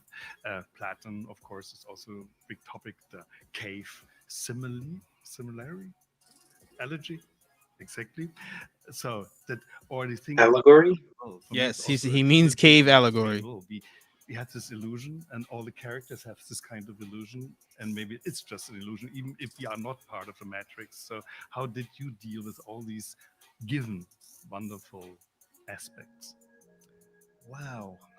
I'm in Germany talking about free will and predestination. Yes, This yeah, in is- Germany. this is- Platon, Nietzsche. I didn't mention Nietzsche, sorry. I'm honestly not sure how to answer your question. I dealt with the deep philosophical concepts in the Matrix. Did we deal with them? They're there. We discuss them. We incorporate them. We get ideas from them. We try to convert them into dialogue and scenes because this is a film we are making for the entertainment industry. Sure. Deal with them. I'm not sure. I'd kind of like to answer the question you asked before, if that's okay, which was, it's no disrespect intended, but maybe it's relevant as well. Old novelists don't die; they just write the same book again and again and again. And we aren't athletes; we don't get too old for it. But I think we can become imaginatively sclerotic. Like we can get rheumatism, and we can get nervous about taking risks, and so many. Well, there were many more novels published by people in their 30s than people published in their 60s or 70s. And how come? And I think this sort of syndrome can kick in, the aging novelist syndrome. And I'm in my 50s. Sasha's a few years older than me. And it behoves us to think about how to avoid this. And I think the antidote is really simple. It's other people. It's working with other people and viewing and learning what they know about narrative. Now, there's just about a link to your original question here. This might involve writing at a more philosophical level than I would normally write, and that's great. It might involve thinking about consciousness or gender or sexuality in ways that I wouldn't happen upon if I was working on my own, and that's great. Thank you, Lana. It might involve thinking about structure and music and musicality of words and the textuality of music. Thank you, Tom. Sasha, just thank you for your sense of humor and the rest of it. This is off direct. This is a kind of antidote for me, professionally and creatively and imaginatively. That's about the closest I can come to an answer to your question, and I hope wonderful. that will do. Thank you so much, David.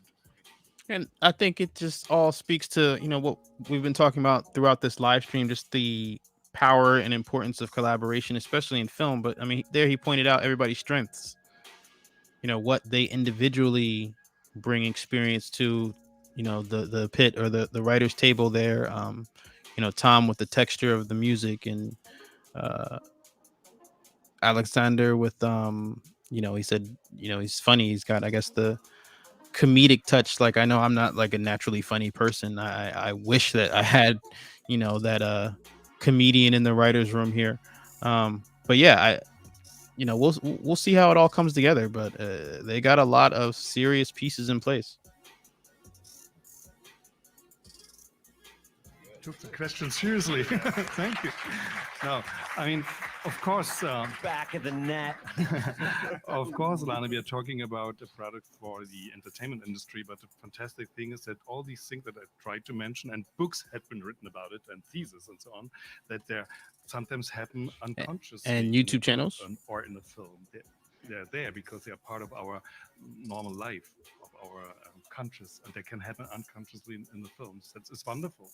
It's the Trojan horse principle. You smuggle in thought and ideas and abstract concepts in the Trojan horse of boom, spectacle. Exactly. By the way, in the trailer, to mention it for the last time, I think we hear the wonderful song of Grace Slick, which is the song about Alice. Okay, right. He's gonna say Alice in Wonderland, but this is the second most sent to me message about this interview over the past week. I guess this is the other soundbite or headline for anybody who missed it.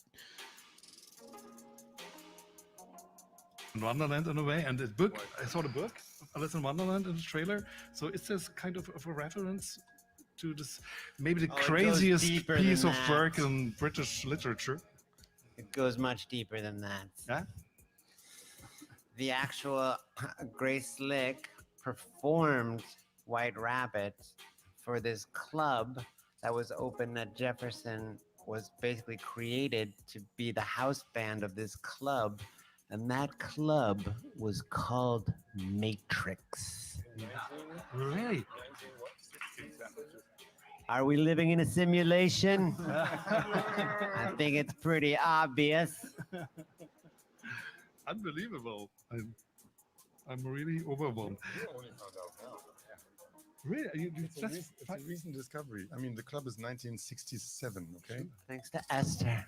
Yeah, unbelievable. I mean, just one question about So that just goes to the absurd levels of detail Lana Wachowski uses to pick the songs for the trailer.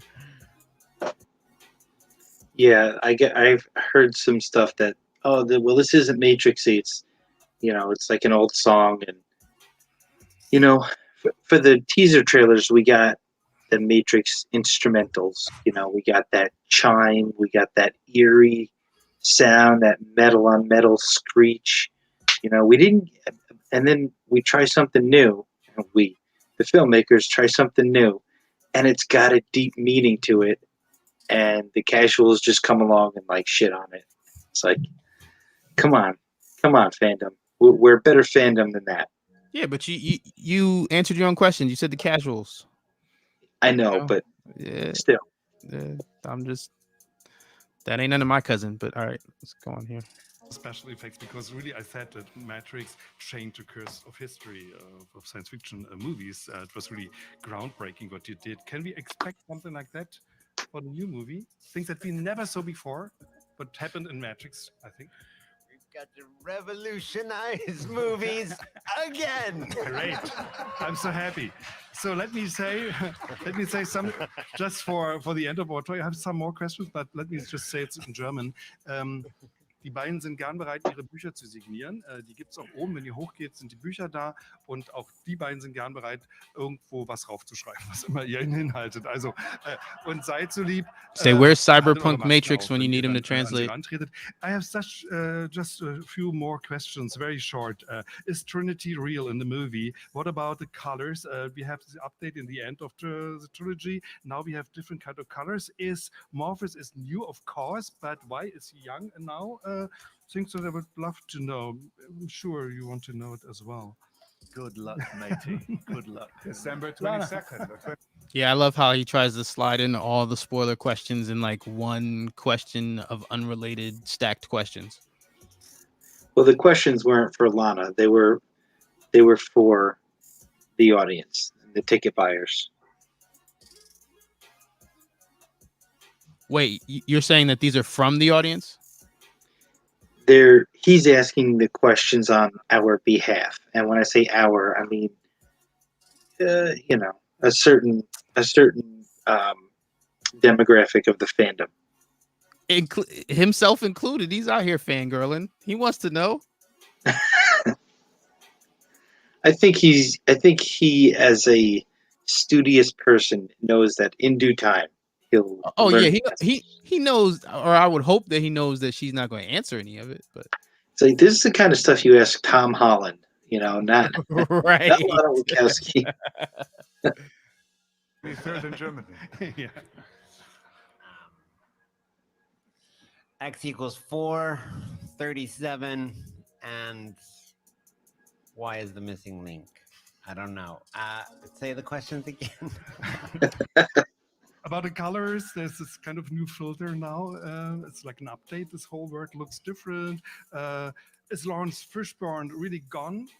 Or what about this young guy, Morpheus? Do you really want me to spoil it all for you? Yeah, do it, please. Trinity, what about Trinity? No? Okay. It was a nice try.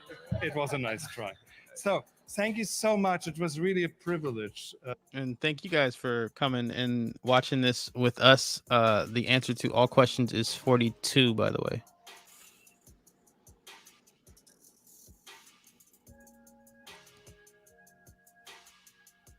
So is there anything that you didn't get to cover here, V? No, I mean, there's just questions. You know, the Sati questions are going to drive me crazy and into probably for another 20 years. But it was interesting. There was a lot of heart. There's a lot of heart in this panel, in this interview, and it's nice to see a team go through a project this massive and still, you know, have some positive, genuine feelings about the process. Yeah, no, I mean, I've been looking forward to it, but this just kind of reinforced um the things that I already suspected through research and digging around and seeing what all they were putting together here. But you know, like you said, the casuals are pretty vocal, and you know, there's been a lot of, as they call it down in I believe it's at Alabama, Nick Saban's team. I don't follow college that well, but one of the phrases that he coins with the players is rat poison, and you know, just talking about the negative press from the media, or even getting too much praise after winning a game. Um, you know, I definitely feel like when it comes to the Matrix franchise, for whatever reason, and I think we talked about this in the last stream a little bit, you know, that there's now all these videos popping up. I think, right, somebody commented in the chat about all these videos now popping up, you know, oh, the Matrix movies aren't so bad after all. And, you know, there's just a lot of vocal nitpicking and hate when it comes to these franchises. So it's just really refreshing to see them come out and talk about it, because, you know, Lana doesn't usually talk about it, talk about the projects in that much detail, at least not for a while. And again, she wasn't trying to spoil it, but, you know, just talking about the experience and the inspiration and all those different factors. To me, I mean, of course, it's not going to silence the rat poison, right? It's not going to silence the negativity, but for me, it's just comforting. It's just, you know, another layer of confidence to add to what I was already sitting on. So the hype train is still real. I'm still very much excited for December, and that's the other thing too. I'm very, or rather, I'm feeling better about the date holding right now with everything, you know, that they're rolling out promotionally. Yeah, I can agree with that. It looks like it's going to solidify, and hopefully the world cooperates. Well, yeah, they're standing firm with the HBO Max thing, and you know, I believe Shang-Chi did well. I didn't look up the numbers, but I've heard good things about their numbers. So if things are trending in the right direction, and like I said, we got I gotta give him a name other than AMC Gorilla, but yeah, save movies. I'm not a financial advisor, and don't risk more than you're willing to lose. But yeah, there's always uh a pot of gold at the end of the rainbow, so to speak. I think we're in luck with the Matrix Resurrections. I really do. Here we have this question here. I just saw it says, "What is your theory on young Morpheus?" I do believe that Yaya is playing a simulated version of Morpheus, a Morpheus sim, something that we saw on the Matrix Online. I don't know that they're going to reference the general. I don't know that this is the general's version, but I do believe that this is a nod to that storyline in the Matrix Online. We discuss it at length in the original Matrix 4 podcast. I know that there's a link to that in the Matrix Online explained video here on this channel. But there's also a video, really old video. You have to dig deep. But there's a video titled "Meeting with Morpheus," and that's where I really go into detail about my theory behind the quote unquote young Morpheus version that we see in the Matrix Resurrections. And that's the thing, like stuff like that, like how old that video is. That video is creeping up on 2 years old. That video will be 2 years old in like November, I think, maybe October. So to see the trailer and to feel like that still probably holds up 2 years later, I'm just loving it. I'm loving this ride. I'm loving, you know, speculating and turning over every stone. And I think we're doing a great job of raising the bar. I know we talked about that maybe a couple lives back, but you know, I did kind of a look around this thing. I don't, you know, when I first started this channel, I kind of just would soak up and watch every single Matrix video on YouTube I could find, and now you guys are so good at crowdsourcing information and hitting me up when stuff's going on, and I feel like I'm really getting like the best information from you guys now. It's almost like the reverse. Like you guys are telling me what to watch out for, and there's like so many channels now. Like when I started this, it was like me and Vesuvius. Like no one else was posting consistent Matrix content, and now they're like everywhere. So there's all these Matrix outlets popping up, and more power to the community. I want to see growth and growing in numbers and strength in numbers, and I'm really looking forward to the next chapter. There's so many things that we've got going on and planned for you guys coming up. In fact, after this live, I gotta wrap this up because I have to go back to post-production. Like I've got so much sound design work to do tonight. You have no idea, but I'm doing it for all of you to enjoy, and for Matrix fans in the future. What projects are you working on over there? Well, I feel like everything's been put on hold, and I really wish I could juggle, because I had this idea for a video explaining my theory that the Matrix is still in version 6, particularly in the Matrix Online. Like Neo did not reset the Matrix at the end of Revolutions. The machines did not pull that prime program to reinsert it, because that has to be a choice made by the One. They used that program to neutralize Smith. So I would like to make a video on that, but I actually started one outlining, like you mentioned it earlier, like, oh, there's no stakes in the sequels because of Neo. Every one of those fight scenes had a specific purpose, and I started a video to kind of outline that and give my opinion on the stakes, the things at stake during those fight scenes. So I have that in the works, and but since the trailer dropped, I've just been looking for dots to connect between the trailer here, Matrix 4, and things in the comics, the Matrix Online, the Animatrix. Even just visual stuff. It just looks like it's going to keep things in the fandom, or I guess keep things canon. It's going to draw from the extended universe. Yeah, in your last video, you connected some dots, and I'm trying to remember now specifically which dot it was, but you were recently I think you were like back and forth with somebody about it on the Discord. Oh, about the code eyes. Right, that was the video, but there's a point that you bring up in that video.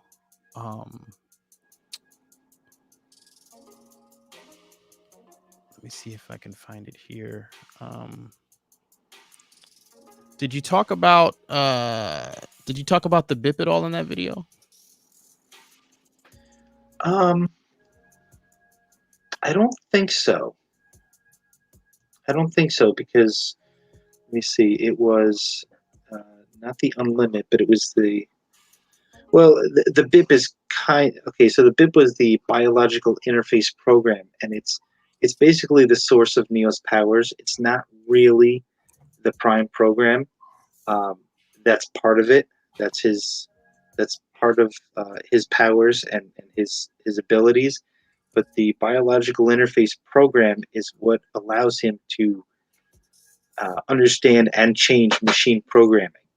And okay, no, I found it, and I was warm. So it's not the BIP specifically. What I was talking about that you brought up in your last video, the one with the code eyes, the unlimited eyes, you talked about the trading code stuff. That's the thing I wanted you to get into here, because you mentioned it in the video, and like I said, you talked about it in the Discord. But I think what happens is, because it's such a, I don't want to use radical, but I guess rare is a better word. It's such an untalked about concept that I think I want you to explain it here. Sure. Yeah, Okay, I think there's a discussion that should be had about it. Okay, so the the known situation is when Neo destroyed Smith. Okay, he jumps inside his I guess image. Okay, it's not it's I don't know. He's a program, so is it an RSI? His shell, I guess. So he jumps inside of Smith and he destroys him. And then when Smith comes back, and right before the Burley Brawl, he kind of alludes to, maybe there was something overwritten or copied. And we know that, or we had talked to, or we had heard from the Wachowskis that Neo becomes more machine-like as the trilogy goes on, and Smith becomes more human. Those emotions that he had when he was torturing Morpheus, they amplify in the sequels. And what happened was they traded code in that moment when Neo destroyed Smith. So Smith had part of the Prime program installed on him, and I think some of the biological interface program. But now I'm certainly bringing a theory into this, but we know for sure that they traded code. Both of their powers expanded from that. But I think the part that people are missing, I mean, you mention it, but I think the part that you want to highlight to, I guess, connect people's memories to the franchise or what happens in the film specifically is, when are they trading code? They're trading code specifically when, you said Neo jumps into Smith, but the other example, right, would be when Smith is taking over a new host, right? Yes, there is a point where he tries to copy over Morpheus. He does try and copy over Neo as well, and he's unsuccessful in both of those. There's another instance where I think it's very important, and I think it's the key to Neo's real-world powers, is when Trinity is shot at the end of Reloaded, and Neo puts his hand inside Trinity, and you think it's just a cool visual effect, but it's got another meaning. Okay, they traded code there. There was a reason why Neo was able to hear Trinity when she was talking to him after he was killed by Smith, and there's reasons why Trinity could hear Neo when he was talking to her, and it's because they both have programming and they're connected. Now, for the record, when Neo could hear her in the original Matrix film, they hadn't traded code yet. He hadn't put his hand inside of her inside the Matrix yet. No, but there's proximity, and there's a proximity, and I think that's part of it. Because, okay, so let's take, for example, when Neo stopped the Sentinels at the end of Reloaded, Trinity was right there. I think if she had been further away, that would have affected his powers. And it's funny that you're saying this as the music from the Wi-Fi Jesus video is playing, because that's what I was talking about. There's definitely a Trinity connection when you're talking about Neo's powers outside the Matrix, but that's a whole other video that's already posted, so you guys can check that out, the Holy Trinity video, if you haven't seen it yet. Yeah, when they were on the Logos, they held hands, and she was able to kind of keep Neo centered. So she's very important to his real-world powers, and it's because of the programming that was installed in her. Oh, real quick, hold that thought. Hold that Trinity, the programming in Trinity thought, because real quick, you mentioned the Logos, and Kavion Davis asked what your favorite hovercraft ship is. I did a video on all the hovercrafts, and you just mentioned the Logos, and honestly, if because I haven't seen the Nemesine yet, so I don't know what that's about. But the reason why I lean Logos is because of Enter the Matrix. You have all this time with that being your ship in the game. That being the ship that Trinity and Neo take into Machine City, and what most or many may not know is that they refurbished it. The machines returned it, and they made the Logos too out of the remains. So that part of the storyline I always liked. They didn't return Neo's real world body or Trinity's remains, but they did return the Logos. So to answer that question. I would say the Logos is probably my favorite ship right now. But you were saying about Trinity's programming? Yeah, do we want to get into what the programming is? Sure. Yeah, this is why I wanted you to talk about each kind of Sure. step of it, because that's the thing. I feel like, when people like might have watched that video or like the Discord conversation, I feel like, I don't know, it's like it's too fast for them. Like you're talking at a 300 course level and they're still at like 100. You know what I mean? Yeah.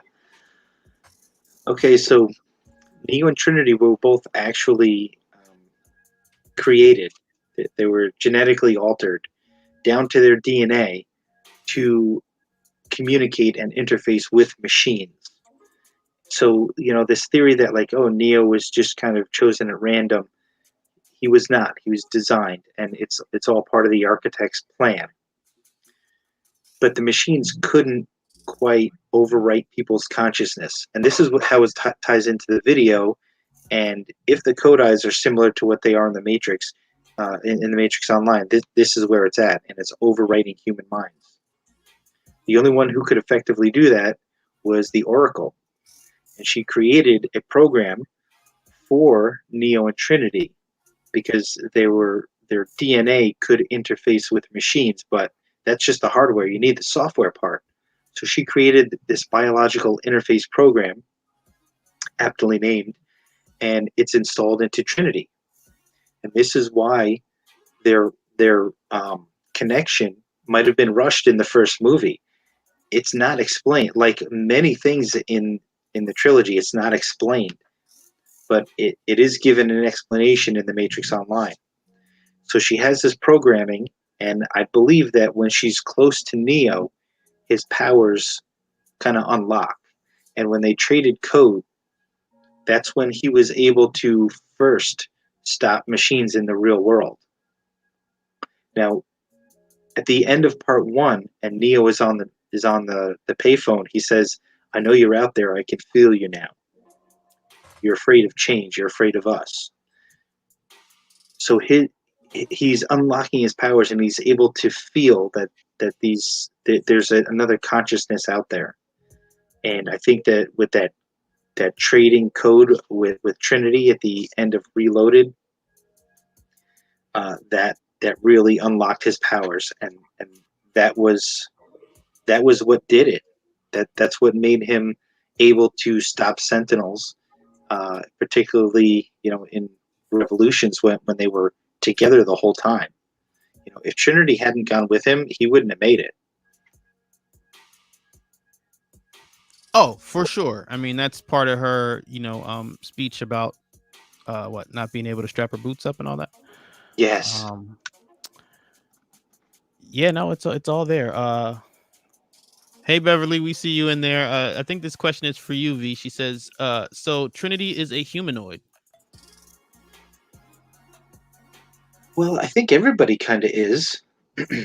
I think that's totally fair. I mean, okay, not Tank and Dozer, right? But if you were born inside the Matrix, you definitely, I'd say that's legit. I think you have what's the hybrid? Is that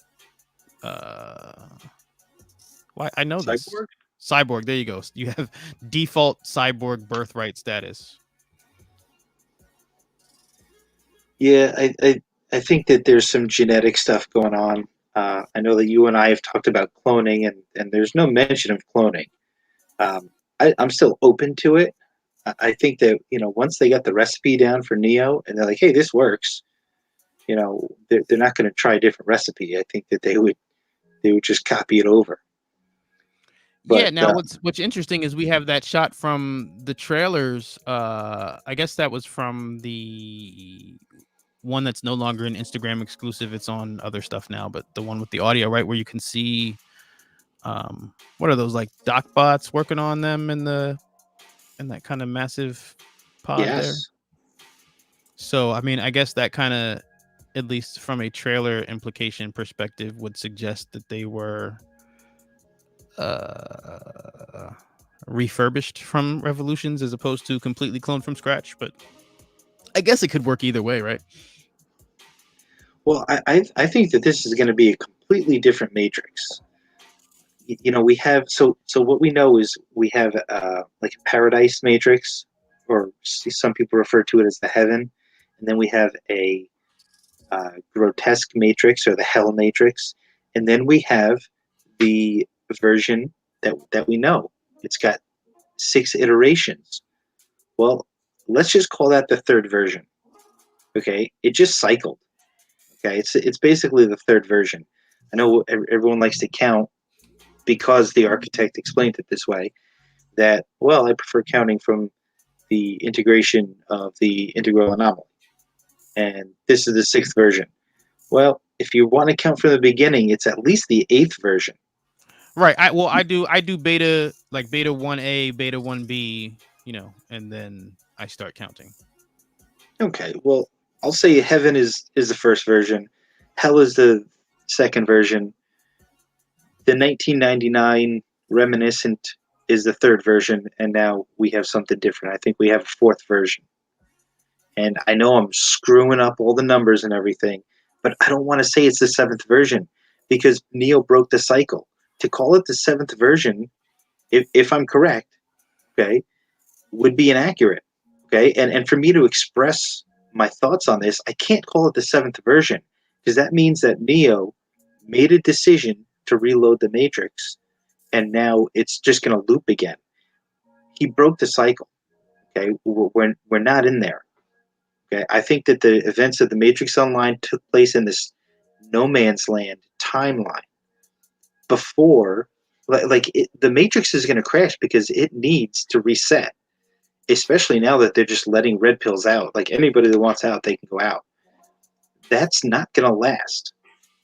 Okay, at the end of the Matrix Online, what was outlined, because it went offline before it could complete, there was another version of the Matrix, and it was exactly what Neo described at the end of part 1 on the telephone. It was exactly that. So I don't know if part 4 takes place in that Matrix, or if it just takes place in just a newer one to suit their new needs. Does that make sense? Oh, I'm following you. Now we do have some questions here in the chat. Shogun Order asks, "Where's the Hell Matrix?" So when Vesuvius was talking about that, so what people are, or what we're referencing when we say the Hell version of the Matrix, during the architect speech in Reloaded, he first mentions the very first version of the Matrix that he wrote, that he thought was a beautiful place that humans would love, and they rejected it. And then the second version, he said, was like more violent, and he thought, okay, well, if they rejected a good place, then let me give them a bad place. And that's what we refer to as the Hell version of the Matrix. So that's what he's talking about there. The next question I saw here is, I'm curious on the blue-haired girl on the trailer. Is she like the new Trinity? So we talked about this in the live stream. I believe it's when we were breaking down the full trailer, right? Is where we froze the frame where you can kind of see the what's that, Tiffany or Trinity or Carrie-Anne Moss is screaming, but some of the reflections, you can see a couple of them are actually Jessica Henwick. Yeah, I think so. Now, when she was first announced to be joining the cast of The Matrix 4, they said that she was going to play a Neo-like character. So, I don't know. Yeah, but that's the thing. It says Neo-like, and then we see her, in that kind of shot. So that's why I think people are thinking that she's playing a version of Trinity. We got let me see if I can find that that cinematic where Trinity returns. But you don't see her face. So I wouldn't say that she had a new RSI. We just didn't see, like, it was more like a silhouette. Yes, it was. Yeah, I think I used part of that in my last video. Yeah, I've definitely put it in a video before. Matrix Remix says, on Movie Phone and Letterboxd, Yahya Abdul-Mateen II is credited as Codex/Morpheus. So I feel like that definitely backs up the whole Morpheus sim scenario. Codex. That's an interesting word. That's right. As far as we know, the blue-haired Jessica Henwick character is called Bugs. Thank you, Matrix Remixed, for that. tidbit. I've been checking IMDb on nigh a daily basis to see if they updated any of the character names. Especially, they talked about Bugs. They released the name Bugs. So I was wondering if Jessica Henwick was going to be listed as playing Bugs on IMDb. I just looked it up. I just wanted to see what the definition of that word was. So it says codex, an ancient manuscript text in book form, an official list of medicines, chemicals, etc.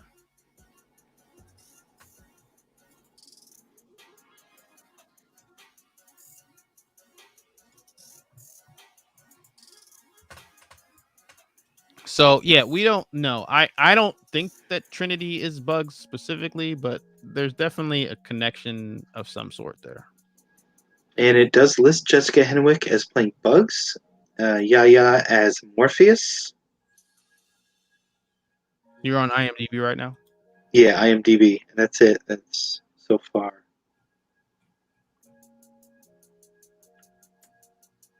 Yeah, okay. Bunch of runners and pedestrians. What's his name? Ian Tyree is the lieutenant. Yeah, he looks like that agent that somebody turned into. I wonder if he worked under the general at some point.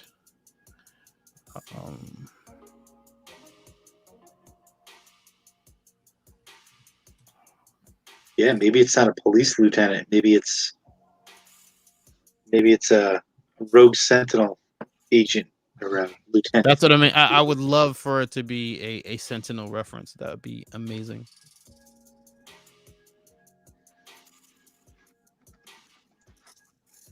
Oh wow. So we've already passed the 2-hour mark here. So again, if you haven't already, please like the stream. I want to thank everybody who subscribed and helped us to reach that 4K goal.